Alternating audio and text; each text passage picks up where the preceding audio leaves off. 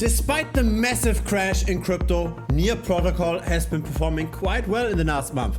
But now, very big names, they are chickening out. They might be selling because the long-term trend of Near, it doesn't look that great. This is Near relative to the rest of the altcoin market. Near had some very nice rallies, outperformance of more than 400%, but then it also had impressive crashes, an underperformance of 85%. And right now we are very close to resistance. The last month had been very weak for the altcoin market because Bitcoin sold off. Yes, there are a few outliers, very illiquid small tokens that get pumped and dumped, but among the larger tokens, Near is pretty much the only real outperformer. Now here's what makes people nervous. Arthur Hayes has sold his entire Near stack. But how problematic is this really? Hi, my name is Gerhard. I've been in the crypto space for the last 8 years. I hit my first million 3 years ago, and I did this mainly through active trading. My track record is public on the website. That is linked down below. On average, I made 5.1% per trade over the last 170 trades. Currently, we've got 5 positions open.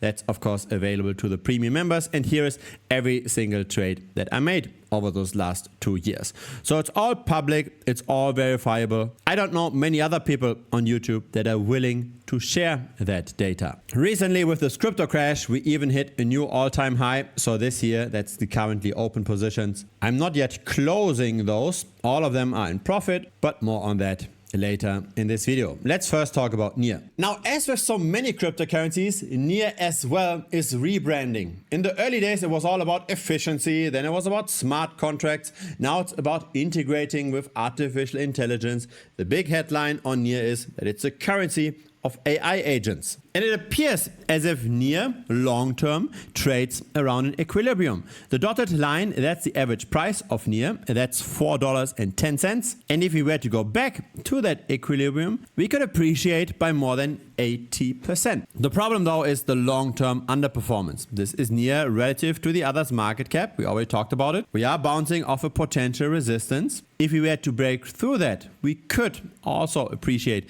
by 75%. So very similar magnitude to what the US dollar equilibrium already implies. Now here's a chart that's not as pretty. This is Near relative to Bitcoin. Also a long-term underperformance, but here the upside isn't really there anymore. Where does all of this underperformance come from? It's the same story for pretty much any altcoin. Altcoins tend to have an inflating supply, so the number of tokens grows.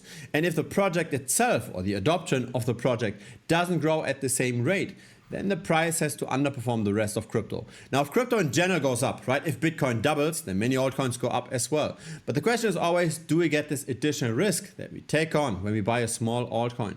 Do we get that risk compensated? Do we actually get more performance? That's why those relative valuation charts are so important. But have a look at the tokenomics of Near. Once upon a time, we only had 95 million Near tokens circulating. That was a bit under 6 years ago. Now we are at 1.2 billion tokens, so more than a 12x in the supply. Now the supply won't grow as quickly going forward. 1 year from now, we will be at 1.4 billion. So that implies a growth rate of roughly 13% over the next 12 months. Now 13% doesn't sound like much, but again, Bitcoin has an inflation rate of 0.8% per annum. Not 13. Most people underestimate how problematic that really is. Have a look at the long-term price chart of Near and compare that to the long-term market cap chart of Near.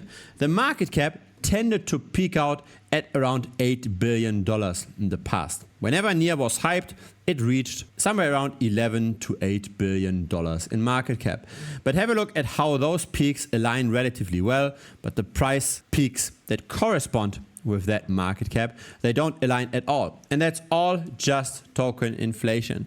The problem is that it takes more and more capital to reach higher prices when the token supply grows. The market cap chart also gives us a more realistic picture of what could happen in the very best case. Let's maybe be a bit more pessimistic and work with declining market cap peaks over time. We could see, in case the current momentum continues, 7.5 billion at the top. So that means a 2.5x multiple from the current price, which brings us in the very best case to $5.68, which is of course above that equilibrium that we drew at the beginning of the video. Now the question is, what could fuel such a rally? Let's have a look at the adoption metrics. How many people use NEAR? How much capital is on the blockchain? How is this growing over time? Here is DeFi Llama, and this shows the total value locked of NEAR. Unfortunately, this is not going up over time.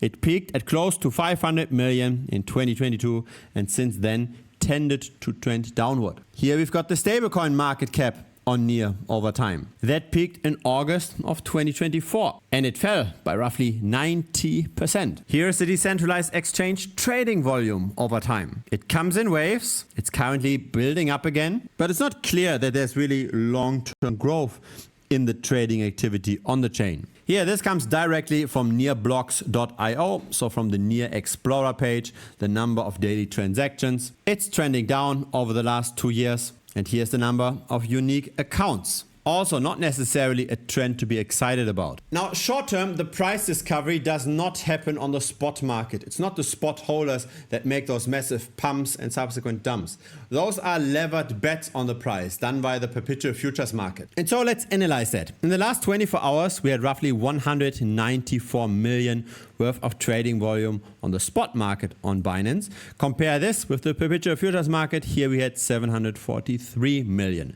So there's much more activity on the levered bets on the price. The funding rate tended to be quite positive for NEAR. So the short-term traders, they were bullish. They were betting on rising prices on average. That has changed since the beginning of last year. So over the last 1.5 years, we tend to have a more neutral funding rate. The trading volume right now is elevated, but it's not yet at peak levels that we experienced in 2022. Now there is some correlation here with the price, right? The more attention there is, the more trading volume there is, the higher the price tends to be as well. But the real crux is that short term, NEAR tends to move in the direction where it creates most pain.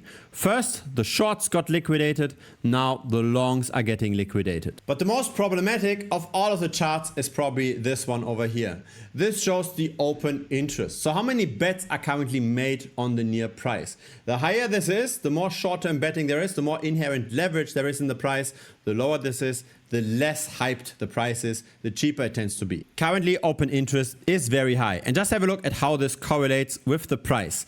Whenever open interest is high, the price tends to be high. Whenever open interest or leverage exits the asset, that's also when the price goes down. So seeing open interest at those historically high levels is problematic. If that comes down again, that means the price itself will also come down with it. Now, I always try to find good trading rules to take advantage of those cycles.